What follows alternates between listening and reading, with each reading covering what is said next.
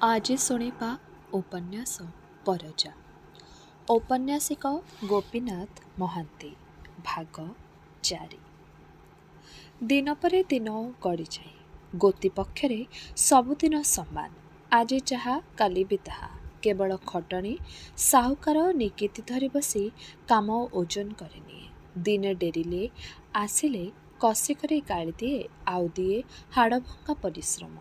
କେତେ ଛୁଣୁକା ଛୁଟ କରି ଆଲୁଅ ପକ୍ଷ ସରିଯାଇ ଅନ୍ଧାର ପକ୍ଷ ଆସେ, ତା ଗୋତି ବୁଝେ ନାହିଁ। ବାପ ଭାଇ ଗୋତି କଲେ ସତ, କିନ୍ତୁ ମାଣ୍ଡିଆ ଜାନି ଦବିଲା ନାହିଁ। ସେ ମଧ୍ୟ ବାପ ପରି ଛାତି ଫୁଲେଇ ଆଗକୁ ଚାହେଁ, ଆଉ ଭଲ ଦିନକୁ ଅପେକ୍ଷା କରି ବସେ। ମାଣ୍ଡିଆ ଫସଲ ଭୂଇଁରୁ କଟା ହୋଇ ଘରେ କିଛି ସାଇତା ହୋଇଛି। ଦିଆଲି ମାସରେ ସାରୁ କିଛି ଖୋଳା ହୋଇ ରହିଛି, ଆଉ କିଛି ମକା। ଘର ଆଗରେ ଅଗଣା ବୋଲି ଯେଉଁ ଖଣ୍ଡେ ବାରି, ଟଣିଅ ଝାଟିର ଝାପ୍ରିରେ ନିବୁଜ ହୋଇ ଛକି ବେଢ଼ା ହୋଇଛି, ତାହା ଭିତରଟା ଖାଲି ଲାଲ ପଡ଼ି ଯାଇଛି। ଗୋଜିଆ ଗୋଜିଆ ପାଚିଲା ଲଙ୍କା ମରିଚର ଅଗ ଦିଶୁଛି ଲାଲ ଟହ ଟହ। ପାଖ ବଣରୁ ବେଳ ଉଣ୍ଡି କେତେବେଳେ ମୟୂର ଆସି ସାରିପଲ ଉଡ଼ି ଆସନ୍ତି। ବିଲି ବାଡ଼ି ଖଣ୍ଡେ ଧରି ଲଙ୍କା ମରିଚ ଫସଲ ଜଗେ। ମାଣ୍ଡିଆ ଜାନି କୁନ୍ଦୁରୁ ଗଛମୂଳେ ହୁଡ଼ା ଟେକିଦିଏ। ଝାଟିବାଡ଼ି ଉପରୁ କୁନ୍ଦୁରୁ ଫଳ ମୁଣ୍ଡ ଟେକି ଚାହେଁ। ମାଣ୍ଡିଆ ଜାନି ଆଖିରେ ଅନ୍ଧାର ଦେଖେ ନାହିଁ, ଦେଖେ ଆଶା। ଝୋଲା ପାଖ ଧାନ ଜମି ଆଡ଼କୁ ଅନାଇ ରହି ଭରସା ପାଏ। ଆଉ ମାସକୁ ଧାନ ପାଚିବ କାହିଁକି, 2 କଡ଼ିଶା ହୋଇଯିବ ପରା। ଧାନ ଜମି ତାର ମାର୍କାମରା ଜମି। ତାହାରି ଲାଭ ଉପରେ ବିକି ଭାଙ୍ଗି ଚଳିବ କୁଟୁମ୍ବ ଗୋଟାଏ। ପୁଣି ତ ହର ଫସଲ ଅଛି। ଗାଁରେ ଭାରି ଚହଳ। ଏଇ ମାସଟା ଆଉ ମାର୍ଗଶିର। ଏତିକିବେଳେ ବରଷ ସାରା ଫସଲ କଟା ହୋଇ ଗଦା ହେବ। ଧାନ, ମାଣ୍ଡିଆ, ଅଳସୀ, ସୁଆଁ, କାନ୍ଦୁଲ ସବୁ। କାହାରିକୁ ଫୁରୁସତ ମିଳେ ନାହିଁ। ସକାଳୁ ଉଠି ଗାଁ ଗୋଟାକ ଯାଇ ବିଲରେ।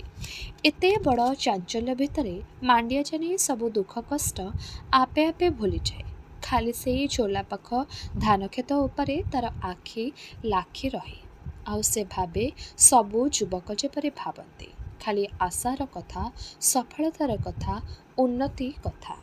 କେବେ କେବେ ଦ୍ୱିପହର ବେଳେ ଝୋଲା ଉପରେ ପାହାଡ଼ି ଭୂଇଁ ଉପରେ ବାକି ରହିଯାଇଥିବା ମାଣ୍ଡିଆତକ ନିଠେ ନିଠେ ବସି କାଟୁଥିବା ବେଳେ ଦେହ ଖେଳେଇ ଖେଳେଇ ବୋଇତ ଭାସିଲା ପରି ପାଚିଲା ଫସଲର କ୍ଷେତ ବାଟେ ବାଟେ ଗାଁର ଟୋକିଏ ଝୋଲା ଆଡ଼କୁ ଗଡ଼ିଯାଆନ୍ତି। ଦାନ୍ତ କାଠିଟା ପାଟିରେ ଗୁଞ୍ଜି ପାଇଟି କରୁ କରୁ ସକାଳ ବିତେଇ ଦେବେ। ପରଜା ଝିଅଙ୍କର ଅଭ୍ୟାସଗତ ବିଶେଷତ୍ୱ। ମାଣ୍ଡିଆ ଜାନି ଉହୁଙ୍କି ପଡ଼ି ମାଣ୍ଡିଆ କାଟୁ କାଟୁ କଣେଇ କଣେଇ ଦେଖେ କିଏ କେତେ ସେ ବାଟେ ଯାଆନ୍ତି। କିଏ ଲୁଗାପଟା ଧରି, କିଏ ଗୁର୍ଦି ଶାଗ ବା ବଣରୁ ଆଣିଥିବା ମୂଳ ଗୁଡ଼ିଏ ଧରି, କିଏ ବା ମାଠିଆ ଧରି। ଆଉ ସେ ବାଟେ ଯାଏ କାଜୋଡ଼ି। ଚିକ୍କଣ ଚାକଣ ମୁହଁଟି ତାର ସବୁବେଳେ। ବାଛି ବାଛି ନାଲି ନେଳି ପଟି ପଟିକିଆ ଲୁଗା ଖଣ୍ଡିଏ ସେ ପିନ୍ଧେ। ଅଣ୍ଟା ଉପରକୁ ଆବର, ତଳେ ଜଙ୍ଘ ତଳକୁ ଖାଲି। ବାଙ୍କ ଖୋସାରେ ଆଙ୍ଗୁଠି ପରି ନାଲି ଟହ ଟହ ବଣଫୁଲ ପେନ୍ଥାଟିଏ ମାରିଦେଇ ହସି ହସି କାଜୋଡ଼ି ବାଟ ଚାଲେ। ମାଣ୍ଡିଆ ଘଡ଼ିଏ କାଳ ଅନାଇ ରହେ ତା ଆଡ଼କୁ। କାଜୋଡ଼ି ଝୋଲାକୁ ଯାଏ। ପାଖ କ୍ଷେତରୁ ପାଚି କଟାଳିଏ ଲହର ଦେଇ ଦେଇ ପାହାଡ଼ର ଗୀତ ଗାଆନ୍ତି। ମାଣ୍ଡିଆ ଜାନି ଖାଲି ଭାବେ, ଧାନ ଗଣ୍ଡାକ ଭଲ ପାଚିବ ବୋଲି ଆଶା ଦିଶୁଛି ଏ ସାଲେ। ଖାଇବାକୁ ଗଣ୍ଡାଏ ରଖିଦେଇ ବାକିତକ 2-3 କୋଡ଼ି ଟଙ୍କାକୁ ବିକିଦେଲେ ଝୋଲା ଟଙ୍କା ହୁଏତ ଆପେ ଆପେ ଖେଟିଯିବ। ତାପରେ ଆସିବ କାଜୋଡ଼ି। ପୁଣି ତଳକୁ ଝୋଲା ଆରପାରିରେ ତାର ଓଉଲ ଧାନକ୍ଷେତ ଖଣ୍ଡିକୁ ବିଚରା ଅନାଇ ରହେ। ଦ୍ୱିପହର ଖରାରେ ସୁନେଲି ଧାନକ୍ଷେତ ଚିକ୍ ଚିକ୍ ଦିଶୁଛି। ସେ ପାଖରେ ପାହାଡ଼, ଏ ପାଖରେ ତାର ଘର ଖଣ୍ଡି ଆଉ 10 ଲୋକଙ୍କର ଘର। ମଝିରେ ତାର ସେଇ ଭାତ ଥାଳି, ଢେଉ ଭଙ୍ଗା ସୁନେଲି ଧାନକ୍ଷେତ ଆଉ ବାପା ଗୋସାପଙ୍କ କମେଇ। କେତେ ପୂର୍ବପୁରୁଷଙ୍କ ହାତ ଲାଗି ଲାଗି ମାଟି ଚିକ୍କଣ ହୋଇଛି। କେତେ ଯାଇଛନ୍ତି, କେତେ ପୁଣି ହେବେ। ମରିଚାଉର ପାଉଁଶ ଆଉ କଅଁଳା ଭବିଷ୍ୟତର ମଞ୍ଜି ସବୁ ମିଶିଯାଇଛି ଏଇ ମାଟିରେ। ଅନାଇ ଅନାଇ ଭାବୁ ଭାବୁ ମାଣ୍ଡିଆ ଜାନି ଅଟକି ରହେ। ତାର ଆଖି ଆଗରେ ଧାନ ଉଡ଼ାଳରୁ ଫୁଟି ଉଠେ ବାରମ୍ବାର ଖାଲି ଗୋଟାଏ ଛବି, କାଜୁଡ଼ି। ଧାନ ଆଉ କାଜୁଡ଼ି, କାଜୁଡ଼ି ଆଉ ଧାନ। ଘର ଭର୍ତ୍ତି ଧାନ ଆଉ ମନ ଭର୍ତ୍ତି କାଜୁଡ଼ି, ଦୁହିଁକୁ ଦୁହେଁ ଏକାଠି। ବାପ ପୁଅ ଦିନେ ଦିନେ ଆସନ୍ତି, ଦିନେ ଦିନେ ରହିଯାନ୍ତି ସାହୁକାରର ଘରେ। ସକାଳେ ଉଠି ପାଇଟି କରିବାକୁ ସାହୁକାରର କାମରେ ଯାଆନ୍ତି। କେଉଁଦିନ ଗାଈ ଜମା, କେଉଁଦିନ କାଠ ହଣା, କେଉଁଦିନ ଦରକାର ହୁଏ ବିଲ କାମ। ଠିକ୍ ଯେପରି ନିଜର କାମ ନିଜ ଘରର କାମ। ସାହୁକାର ରାମ ବିଶେଇ ଘୋଡ଼ାରେ ଚଢ଼ି ବେଳେବେଳେ ତନଖି କରିଯାଏ। ଗୋତି ଖଟୁଛି କି ବସି ବସି ଛାଳ ମାରୁଛି। ସଞ୍ଜ ବୁଡ଼େ, ଗୋତି କାମରୁ ଫେରେ, ଘରକୁ ବାହୁଡ଼େ। ଦିନବାଦର ମଜୁରୀ ନାହିଁ, ମାସ ଶେଷରେ ମଜୁରୀ ନାହିଁ, ଖାଲି ତାର ଋଣ ସୁଝିବ। ଗୋତି ଦିନ ଗଣେ, ତାପରେ ଦିନ ଗଣିବାକୁ ସୁଦ୍ଧା ଭୁଲିଯାଏ। ଗୋଟାଏ ଦିନ ଆଉ ଗୋଟାଏ ଦିନ ପରି ତଫାତ୍ ମୋଟେ ନାହିଁ। ଗୋତି ଦିନ ଗଣେ, ସାହୁକାର ଗଣେ ସୁଧ। ଗୋତିର ଦିନ ଗଣା ସରିଯାଏ, ସବୁ ଭୁଲି ଶେଷରେ ସେ ଭାବେ ଖାଲି କାମ ହିଁ ତାର ସାର, କାମ ପାଇଁ ତାର ଜନ୍ମ। ସାହୁକାର ଭୁଲେ ନାହିଁ, ଋଣର ଶିଙ୍କୁଳି ବଢ଼ି ବଢ଼ି ଚାଲେ। ଦଳଖିଆ ଘୋଡ଼ା ଉପରେ ଚଢ଼ି ରାମ ବିଶେଇ ଅନୁସନ୍ଧାନ କରି କରି ଚାଲେ ନୂଆ ଗୋତି, ନୂଆ ଜମି। ତାର ରାଜ୍ୟ ବଢ଼େ, ଛିଣ୍ଡେ ନାହିଁ। ବାଘ ଶିକାର ଖୋଜି ବୁଲେ, ଚିଲ ଚଢ଼େଇ ଖୋଜି ବୁଲେ, ମଣିଷ ଖୋଜି ଖୋଜି ବୁଲେ ବଣ ଜଙ୍ଗଲ ଭିତରେ କନ୍ଦମୂଳ ଆଉ ଶାକପତର। ସାହୁକାର ରାମ ବିଶେଇ ଖୋଜେ ମଣିଷ। ପେଟ ନାହିଁ, ପିଠି ନାହିଁ, ତୁଣ୍ଡ ମୁଣ୍ଡ ନାହିଁ। ସକାଳୁ ମଥା ଉପରେ ଖରାର ତେଜ ବେଶି ବେଶି ବାଜୁଥିବ। ଜଙ୍ଗଲ ଘୁମଉଥିବ। ମଝିରେ ମଝିରେ ଲାଉତୁମ୍ବା ଭିତରୁ ମନ୍ଦିଏ ଲେଖାଏଁ ମାଣ୍ଡିଆ ପେଜ କାମ ଚାଲେ। ସଞ୍ଜ ବୁଡ଼େ, ନିଆଁ ଗୋଲାଟାଏ ପରି ସୂର୍ଯ୍ୟ ଢଳି ଢଳି ଧରମ ଦୁଆର ପାହାଡ଼ ସେପାଖେ ନିଭିଯାଏ। ଗୋଟିଏ ଦିନ ଗଲା। ବୋଝ ବୋଝ ପାଚିଲା ଫସଲ ମୁଣ୍ଡେଇ ମୁଣ୍ଡେଇ ଫେରିଲା ବେଳକୁ ଶୁକ୍ରଚାନୀ ପୁଅକୁ କହେ, ଏକା ମାଣ୍ଡିଆ ଆମ ପରି 100ଟା ଭେଣ୍ଡିଆ ନୁହଁରେ ଟିକ୍ରା? ଟିକ୍ରା କହେ, ହଁ ଲୋ ବାପା। ମାଣ୍ଡିଆ ଜାନି ସଞ୍ଜ ପହରେ କାମରୁ ଫେରି 4 ଆଙ୍ଗୁଳିଆ କୌପୁନୀର ଫେରରେ ଝାଳ ପୋଛେ, କାନରୁ କାଢ଼ି ପିଙ୍କା ଲଗାଏ। ବାପର ପାଣ୍ଡୋଇରେ ସେ ଗୋଡ଼ ପୂରେଇଛି। କର୍ତ୍ତୃତ୍ୱ ଦେଖେଇ ଘାଗଡ଼ା ଗଳାରେ ପାଟି କରେ, ହେ ଜିଲିବିଲି, ଫାଶ ବସେଇ ଦିଅ। କିରେ, ଫେର ଆଜି ମଦ ପିଇବୁ? ପାଟି ବନ୍ଦ କରି କାମ କରିଯା, ଯାହା ମୁଁ କହୁଛି। ଫାଶକୁ ଚୁଲି ଉପରେ ବସେଇ ଦେଇଯା। ଝୋଲାମରା କାମ ଉତ୍ତାରୁ ସଞ୍ଜରନ୍ଧା ମଦ ଟୋପିକ ତାକୁ ଭାରି ଭଲ ଲାଗେ। ଆଉ ସେ ମଦ ପିଉ ପିଉ ଗୀତ ବୋଲେ, ଆଇଲା ବଡ଼େ କାଜଡ଼ି କାଜଡ଼ି, ଆଇଲା ବଡ଼େ କାଜଡ଼ି ମୋର। ଏଇ ବିଲି, ମୋ ଡୁଙ୍ଗୁ ଡୁଙ୍ଗାଟା ଦେ ତ। 2 ଭଉଣୀ ହସି ହସି ଗଡ଼ି ଯାଆନ୍ତି। ହସ ଉଣା ନାହିଁ ଏ ଘରେ। କାଜଡ଼ିର ଆଗମନୀ ଗାଉ ଗାଉ ମାଣ୍ଡିଆ ଜାନି ମଧୁରିଆ ନିଦରେ ଘାରି ହୋଇ ଶୋଇପଡ଼େ। ଜିଲିବିଲି କାମ ସାରି ସଜବାଜ ହୋଇ ଧାଙ୍ଗଡ଼ି ବସା ଘରକୁ ଚାଲିଯାଆନ୍ତି। ଧାଙ୍ଗଡ଼ା ବସା ଘରୁ ଡୁଙ୍ଗୁ ଡୁଙ୍ଗା ବାଜେ। ଧାଙ୍ଗଡ଼ି ବସା ଘରୁ ହସର ରୋଳ ଉଠେ। ମାଣ୍ଡିଆ ଜାନି ଶୋଇ ରହେ ସେଠି। ବାଗ୍ଲାର ଗୀତକୁ ଜିଲିର ଉତ୍ତର। ପ୍ରାଣ ମତେଇ ଡୁଙ୍ଗୁ ଡୁଙ୍ଗା ବାଜେ। କାଜଡ଼ି କହେ ଜିଲିକୁ, କିଲୋ ଯାଉନୁ, ବାହାରି ଅଣ୍ଡ୍ରିଆ ଡାକୁଛି। ଜିଲି କହେ, ଚୁପ୍ ଚୁପ୍, ତୁ ଯା। ନିଶା ସାଇଁ ସାଇଁ ଡାକେ। ଦିନେ ଦିନେ ଜିଲି ଉଠି ଚାଲିଯାଏ। ଚୁପଚାପ କାଜଡ଼ିକୁ ଟିକିଏ ହଲେଇ ଦିଏ। ଏ ପାଖ ସେ ପାଖ ଚାହେଁ, ପଦାକୁ ପଳାଏ। ସୁନସାନ ରାତି ପ୍ରାଣର ଉତ୍ତେଜନା ବେଦନା ହୋଇ ଲାଗି ରହେ ରାତିର ଅନ୍ଧାରରେ। ଫାଙ୍କା ଫାଙ୍କା ଆକାଶ ତଳେ ଛଟପଟ ହେଇ ତାର ଜିଲି ଫେରି ଆସେ। କାଜଡ଼ି ମୁହଁ ମାଡ଼ି ପଡ଼ିଥାଏ। ହସି ହସି ଫାଟି ପଡ଼େ, କିଲୋ, ଫେରି ଆସିଲୁ ଏତେ ଚାଣ୍ଡେ? ଜିଲି ଘୁଙ୍ଗୁଡ଼ି ମାରେ, ଗଲୁ ନାହିଁ ଧାଙ୍ଗଡ଼ା ବସା ଘରକୁ ଚାଲି? ଡରି ଡରି ମରୁଥିବୁ ଖାଲି। ଜିଲି ଘୁଙ୍ଗୁଡ଼ି ମାରେ। କାଜଡ଼ି ଝିଲିକୁ ଝିଙ୍କି ଓଟାରି ହଇରାଣ କରିଦିଏ। ତାପରେ କୁଣ୍ଢେଇ ପକାଇ ମୁହଁରେ ମୁହଁ ଯୋଡ଼ି ଦେଇ କହେ, ଏମିତି ଯଦି ଛଟାଗାଳି ପଡ଼ିଥିବୁ, ଦିନେ ତୋର ବାଗ୍ଲାକୁ ଚୋରେଇ ନେଇଯିବି ଜାଣିଥା। ମାଣ୍ଡିଆ ଜାନି ଘରେ ଶୋଇ ଶୋଇ ସ୍ୱପ୍ନ ଦେଖେ କାଜଡ଼ି କାଜଡ଼ି। ଘରର ଫାଙ୍କ ବାଟେ ବଡ଼ ଜହ୍ନଟାଏ ଟାଫରା କରି ଆଙ୍ଗୁଠି ଦେଖେଇ ଦେଖି ଗୋଲଗାଲ ମୁହଁରେ ହସେ, ଭାରି ହସେ। ଶୁକ୍ରଚାନୀ ଟିକ୍ରାକୁ କୁହେ, ଆଉ ଟିକିଏ ପାଚିକଲେ ଆମର ଧାନ କଟା ହବ, ବୁଝିଲୁ ରେ ଟିକ୍ରା? ଟିକ୍ରା କହେ, ହଁ ବାପା, ଠିକ୍ କଥା। ଏକା ମାଣ୍ଡିଆ 2 କୋଡ଼ି ଧାଙ୍ଗଡ଼ାର କାମ କରିବ, ନୁହେଁରେ ଟିକ୍ରା? ହଁ ବାପା, କାମ ଉଠେଇବାକୁ ତ ଏକା ମାଣ୍ଡିଆ, ଆଉ କିଏ? ଧାନରୁ ବୋଧେ ଝୋଲା ଟଙ୍କାଟା ତାର ଉଠିଯିବ, ନୁହେଁ? ସମ୍ଭବ। ଭଲ ଝିଅଟିଏ ଉତେରେଇଛି ପୁରୀଚାନି, ନୁହେଁରେ ଟିକ୍ରା? ଖାସା ପିଲାଟିଏ କାଜୋଡ଼ି। ହଁ, ଭଲ ପିଲା। ଚୈତ ପର୍ବରେ ତା ଆଗରେ କିଏ ନାଚିବଇରେ ବାପ? ନା ନା, କାମଦାମ କଥା କହୁଛି। ଖୁବ୍ ଖଟିପାରେ, ନୁହେଁ? ପୁରୀଚାନି ଘରର କାମ ଆଉ କିଏ କରେ? ଗୋଠ ଗୋଠ ଗୋରୁ ସମ୍ଭାଳି ନେବ, ଆଉ ଡଙ୍ଗରରୁ କନ୍ଦା ଖୋଜି ଯାଇଥିବ ଯଦି ଖୋଜୁଥିବ। ଖରା ନାହିଁ, ତର ନାହିଁ। ଭଲ ପଡ଼େ ନା ରେ ତୋର କାଜୋଡ଼ି ସାଙ୍ଗରେ। ଆଜିଠୁ ତାକୁ ଖୁସି କରୁଥା, ନଇଲେ ଦବ ନାହିଁ ପଛକେ ଖାଇବାକୁ। ତୁ ଖୁସି କର ବାପା, ତୁ ଖୁସି କର, ମୁଁ ଠିକ୍ ଅଛି। ଟିକ୍ରାଚାନି ହସି ହସି କଡ଼ିଗଲା। ବାପା ହସିଲା। ବାପ ପୁଅ ଦୁଲଦାଲ କରି ମାଟି ହାଣନ୍ତି ଆଉ ଗପନ୍ତି। ସମୟ କଟିଯାଏ।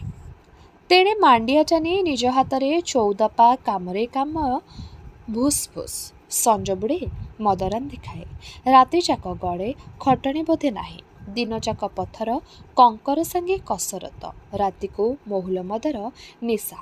ଥରେ ଥରେ ସାଙ୍ଗରେ ମଦ ନେଇ କାମକୁ ଯାଏ, କିନ୍ତୁ ଅଭ୍ୟାସ ନିଶା ଘରେ ନାହିଁ। ସକାଳୁ ଉଠି ଚିଲି ଆଉ ବିଲି ଦିହିଙ୍କା ଦିହେଁ ଡଙ୍ଗର ଭିତରକୁ କାଠପତର ଆଉ ଖନ୍ଦା ଖୋଜି ଚାଲିଯାଆନ୍ତି, ପେଜ ମନ୍ଦିଏ ଲେଖା ପିଇ ଦେଇ। ଗାଁରୁ ଆହୁରି କେତେ ଟୋକି ମିଶିଯାଆନ୍ତି, ଖନ୍ଦା ଖୋଳା ଆଉ ଗୀତ ବୋଲା ଏକାଠି ହିଁ ଚାଲେ। ପାଖ ପାହାଡ଼ର ଢାଲୁରେ ଗୋରୁ ଛାଡ଼ି ଦେଇ ଗଉଡ଼ ଟୋକାଏ ତଳଝୁଲାକୁ ଚାହିଁ ଚାହିଁ ଗୀତ ବୋଲୁଥାନ୍ତି। ଜାତି ଜାତିର ଚଢ଼େଇ ବୋବାନ୍ତି। ଛାଇ ତଳେ ତଳେ ଖରାର ତାତି ନିଭି ଯାଇଥାଏ। ଅନେକ ସମୟରେ କାଉ ପରଜା ଦେଖାପଡ଼େ। ସେ ନାଇକର ଗୋତି। ବାଙ୍ଗାରା ଲୋକଟା, ମୋଟମୋଟିଆ ଦେହ ତୁଳନାରେ ମୁହଁଟା ଟିକେ ଲମ୍ବ। ବଙ୍କା ବଙ୍କା ଧନୁଆ ଗୋଡ଼ରେ ନସର ପସର ହୋଇ ଧାଇଁଲା ବେଳେ ବଡ଼ ହସ ମାଡ଼େ ଦେଖିଲି। ଆଉ ଟିକିଏକ କଥାକୁ ସେ ଭାରି ନିବିଷ୍ଟ ହୋଇ ଗ୍ରହଣ କରେ। କେବେ କେବେ କହେ ଗୋରୁ ଖୋଜି ଆସିଛି, ଆଉ କେବେ କହେ ଗୋରୁ ଜଗି ଆସିଛି। ଭାରି ଗମ୍ଭୀର ଆଉ ଜରୁରୀ ତାର ଧରଣ। ବିଲି କହେ, କାଉ ଭାଇ, କାହିଁ କନ୍ଦା ଦିଟା ଖୋଜିଦେ ନା। ତରବର ହୋଇ ଆଖି ବଡ଼ ବଡ଼ କରି କାଉ ଧାଇଁଯାଏ। କହେ ଆ ଆ। ଅଧା ବାଟରେ ଥରେ ଥରେ ଠିଆ ହୋଇ ରହି ସେ ପଛକୁ କଣେଇ କଣେଇ ଅନାଏ, ପୁଣି ଛୁଟେ। ଜିଲି କହେ, କାଉ ଭାଇ, ଗୋଟେ ଗୀତ ଗା ନା। ଗୀତ? ହଉ। କାଉ ପରଜା ତୁଣ୍ଡ ଖୋଲେ। ସମସ୍ତେ ହସି ହସି ଗଡ଼ିଯାଆନ୍ତି। କାଉ ଖାଲି ଆଶ୍ଚର୍ଯ୍ୟ ଆଶ୍ଚର୍ଯ୍ୟ ହୋଇ ଚାହେଁ। ତାର ଛଳ ନାହିଁ କୌଣସି କଥାକୁ। ସବୁ କଥାକୁ ସେ ସରସ କରି ଘେନେ। କନ୍ଦା ଖୋଳା ହୁଏ, ଡାଳପତର ଭଙ୍ଗା ହୁଏ। ଭାଲୁକୁଣି ପରି ବୋଝ ତଳେ ମୁଣ୍ଡ ଲୁଛେଇ ଦି ଭଉଣୀଯାକ ଘରକୁ ଫେରନ୍ତି। ତେଣେ ଝାଳ ଝାଳ ଦେହରେ କାଙ୍କ ଖଣ୍ଡ କାନ୍ଧ ଉପରେ ଲଦି କାମ ମଝିରେ ମାଣ୍ଡିଆ ପରଜା ଅଟକି ରହି ଗୋଡ଼ ଫାଙ୍କା କରି ଆଁଟାଏ କରି ଅନେଇ ରହିଥାଏ ଝୋଲା ତୁଠର ବାଟକୁ।